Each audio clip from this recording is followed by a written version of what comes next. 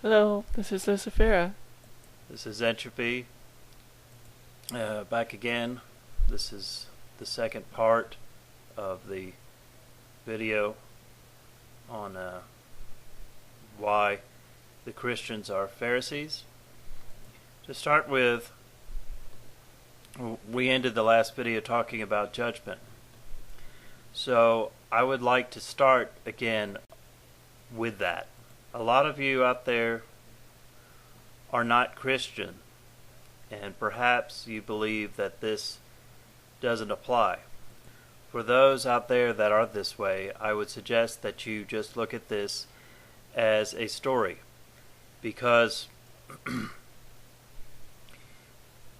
whether you believe that the judge is the Christ, or you believe it's karma or the universe, there is a judge.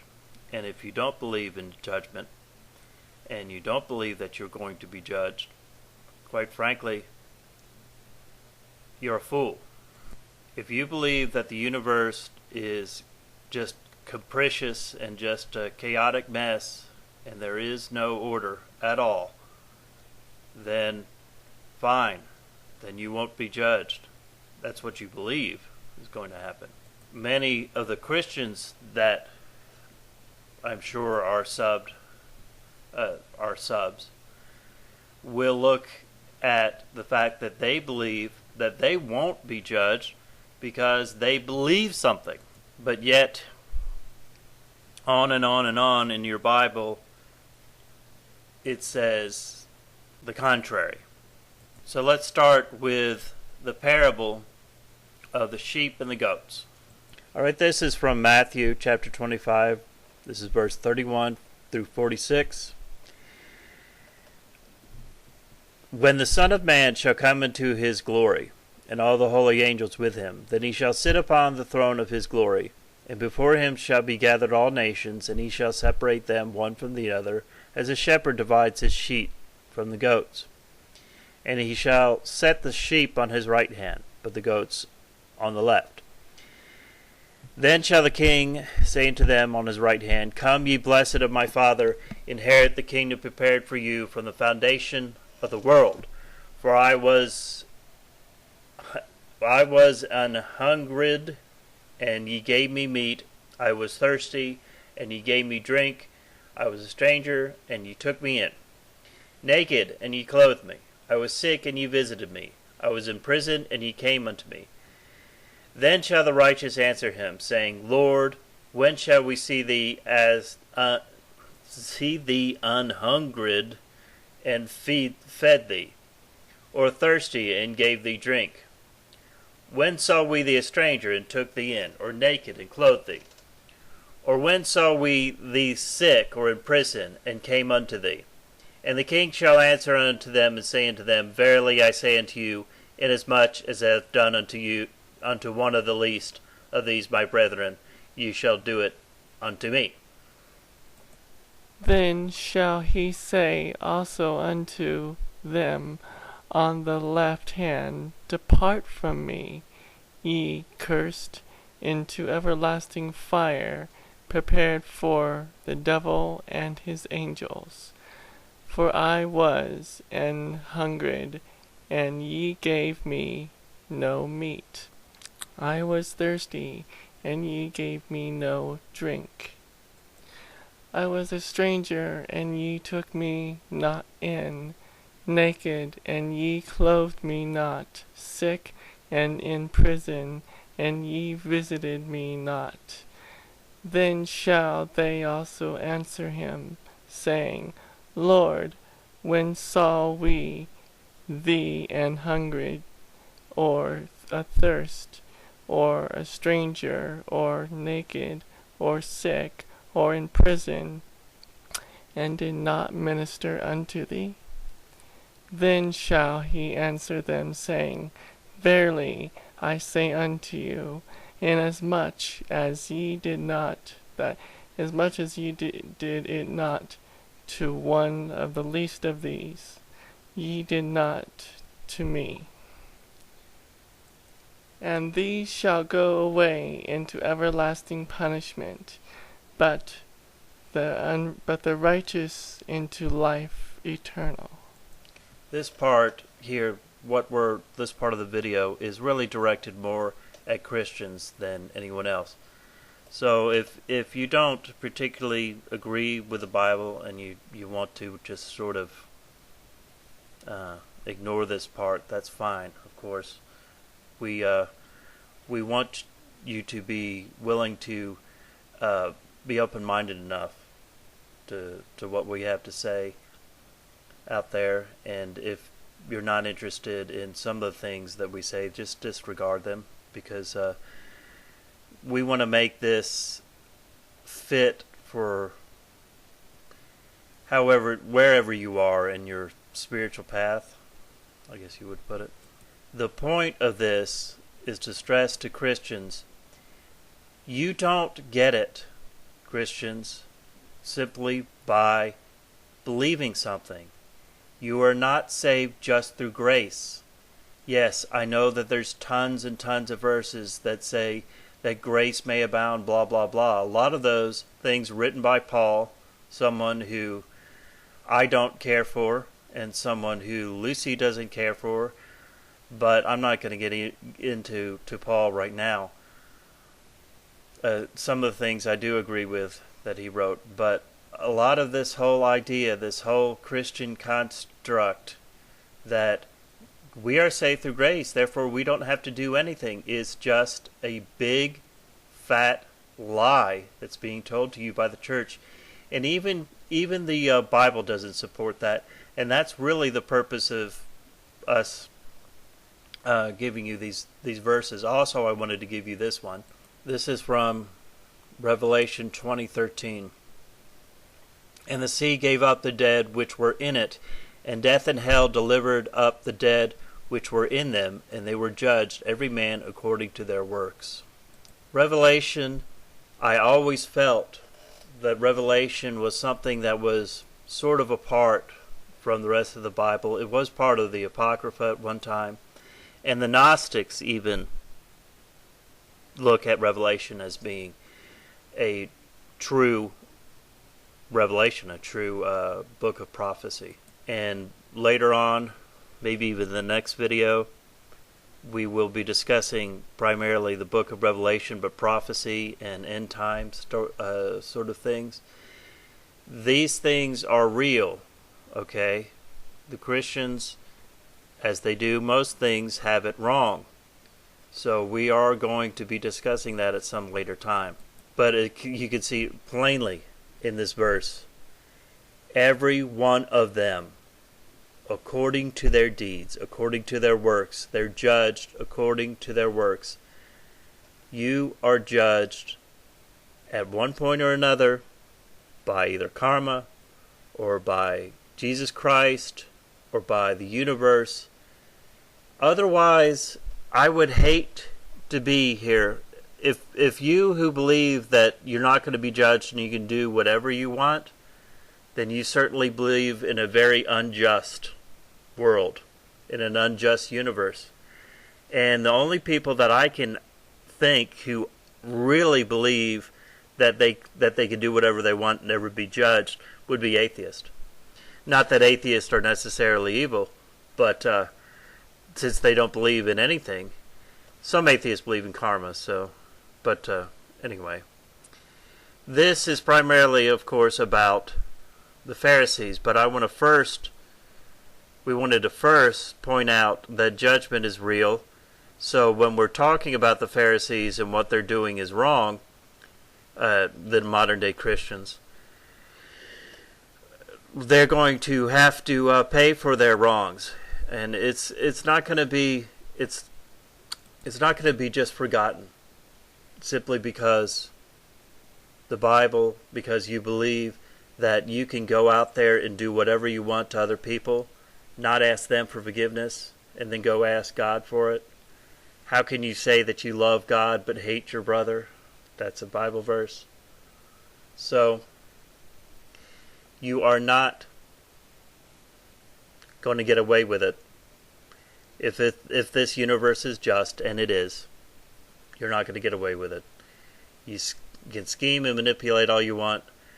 You can come up with all kinds of different plans on how to get by in this world through corrupt means. But you won't get away with it. Not in the end. Not in the end. If you're sitting on your deathbed, you'll realize that.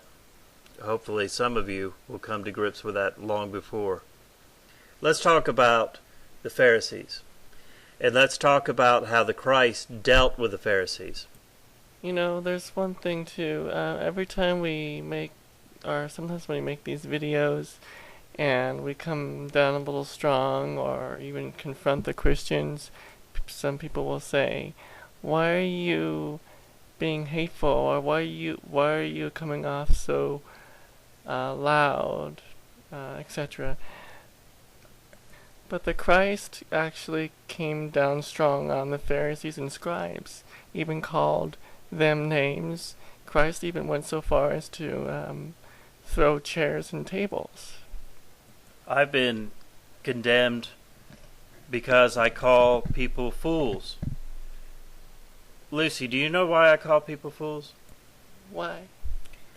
Because they are fools. I don't call you a fool unless you are one. I don't just call people fools here and there and everywhere. I just call fools fools. So if I called you a fool, you know why I call you a fool? Because you are one. And I don't feel guilty at all for calling fools fools. And I don't care how old you are. I don't care if you're older than I am. I don't care if you think you're more experienced in the world than I am. If you're a fool, you're a fool. And here in this passage we're going to show you here, Christ oftentimes refers to people as fools. This is Matthew chapter 23.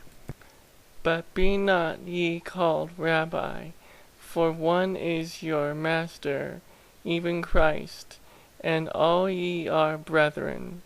And call no man your Father upon the earth, for one is your Father, which is in heaven. Neither be ye called masters, for one is your Master, even Christ. But he that is greatest among you shall be your servant.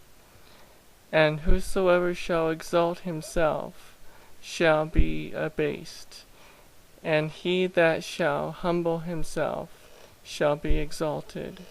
Any of you Christians understand that? Those of you who exalt yourself, those who say, "I'm a very smart man, Lucy." Exalt yourself, keep doing it, and you will be abased. What that means is you're going to be taken down a few pegs. Keep it up. But woe unto you, scribes and Pharisees, hypocrites, for ye shut up the kingdom of heaven against man, for ye neither go in yourselves, neither suffer ye that are entering it to go in. Woe unto you, scribes and Pharisees, hypocrites! For ye devour widows' houses, and for a pretense make long prayer, and therefore ye shall receive the greater damnation. Woe unto you, scribes and Pharisees, hypocrites! For ye compass sea and land to make one proselyte, and when he is made, ye make him twofold more the children of hell than yourselves. Woe unto you, ye blind guides, which say, Whosoever shall swear by the temple, it is nothing, but whosoever shall swear by the gold of the temple, he is a debtor. Now I purposely said that loud, because I'm getting into the part here. This would have been the way that Christ said it. It does have an exclamation point at the end. So those of you who want to tell us somehow that when we get angry, and when we get on people, certain people who I won't mention because I'm not going to feed his ego anymore, but you can see it in the previous one of these two. If I get angry, and I might even yell, get a little loud, so what? Are you going to tell me that that's not being Christ-like? Well, It is, actually, because the Christ was at a time not unlike the times we're living in today. And we will be discussing that in later, probably the next video, about the end times, so to speak, the end of this age. And the fact that the people in the end, according to the Bible, would be like in the days of Noah.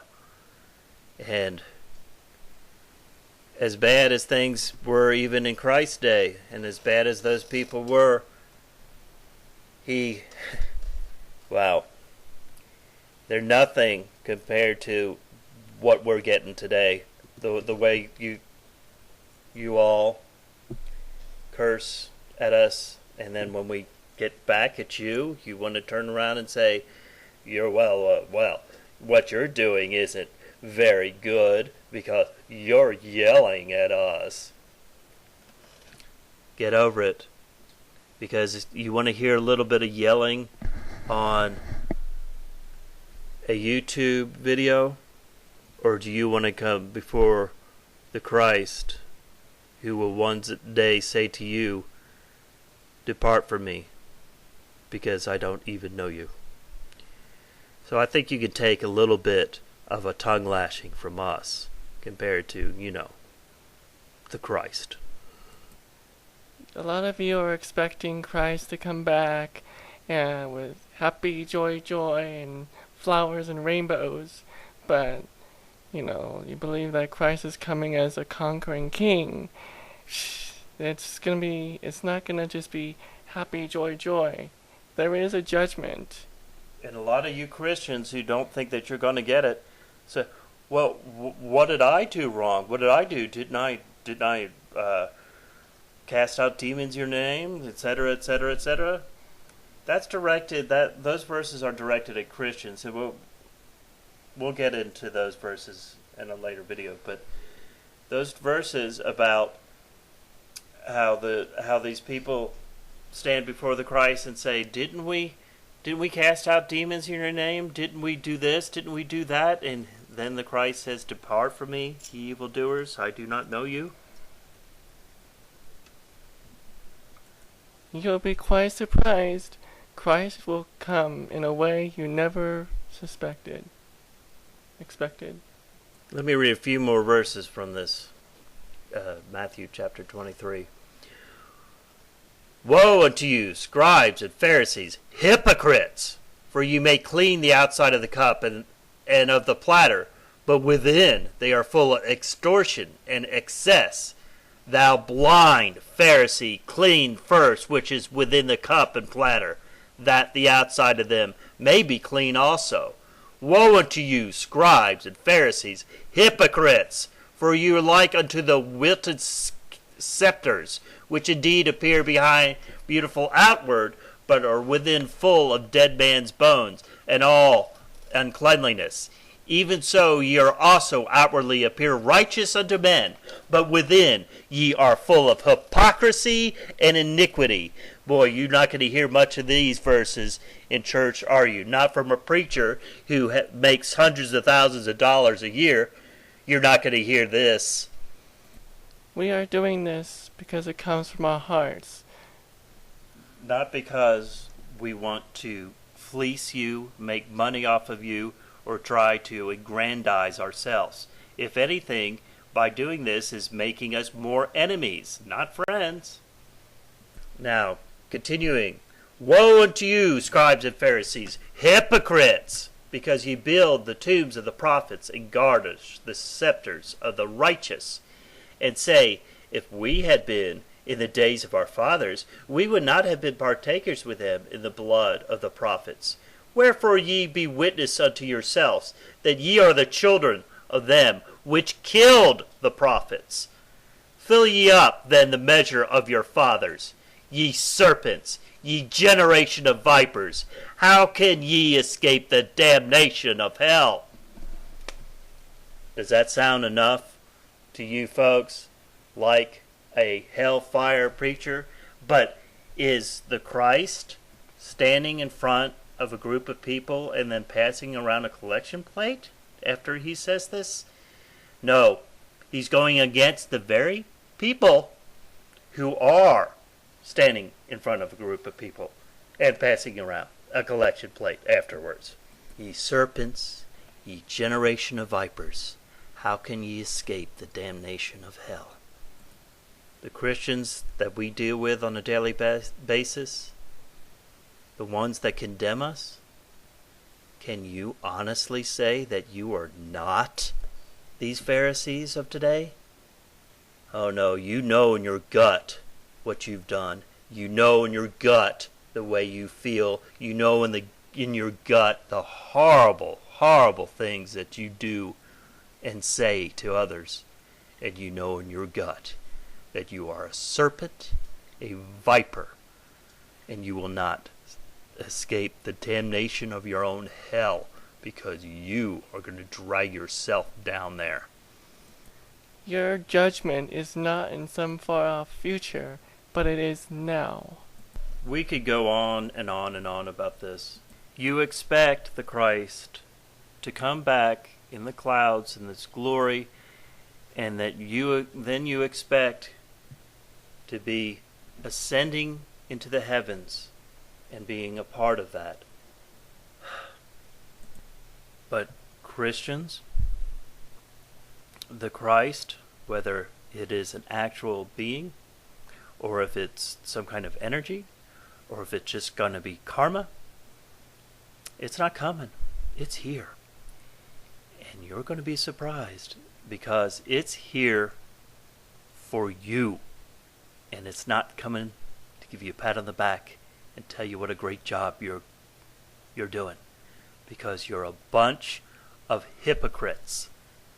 You have the nerve to condemn my wife and I. The nerve. So remember, you're being tested. You're being tested. And most of you are failing the test over and over and over again. We're going to be making another video soon, so we're going to wrap it up now. And this is Lucifera. And this is Entropy. Look for a new video soon about the book of Revelation and the end of this age. Have a good evening, a good weekend. Bye.